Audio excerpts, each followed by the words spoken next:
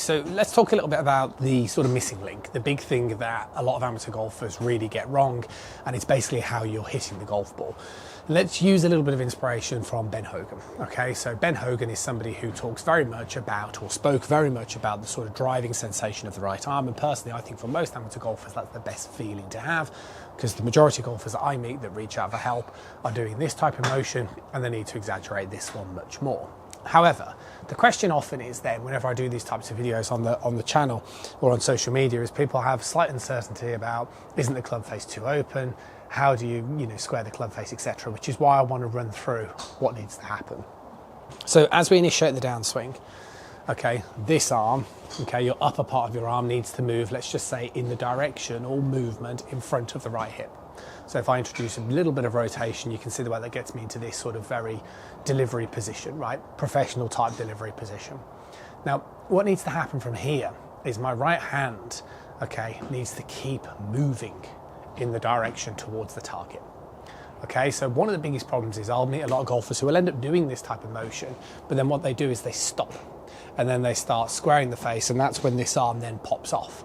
And if you end up popping off with that arm, so let's say you start the downswing pretty good, but then you do this, can you see the way now it's going to turn it back into a scoop or a scooping motion, which means the club face could be aiming left.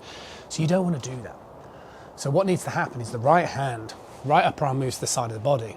But then as I come into this downswing position, you can see my hands continue to move in the direction past the ball. And this is why I personally think it's so important that you understand that the squaring motion of the club face comes from a left arm supinatory movement. And a supinatory movement just basically means, if I was wearing a watch, okay, on this lead hand, you can see it club parallel, it's facing towards you guys.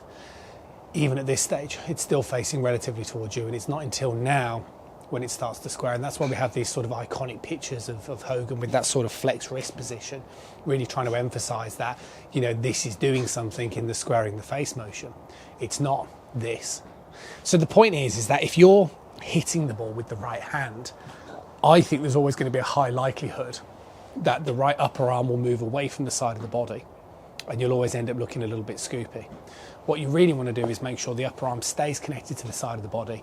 You want to also make sure that your right forearm is continuing to face forward, but it's the left hand that squares the club face. And I think once you can get that type of understanding, you'll end up with that ability to, you see that sort of position where we notice the pros. Not this. This is a very sort of typical amateur position. This is the position we're after. And this is the kind of thing I work on all the time with students. Moving the arm like so, as you square the face with that left one, make a big, big difference. I'll see you soon.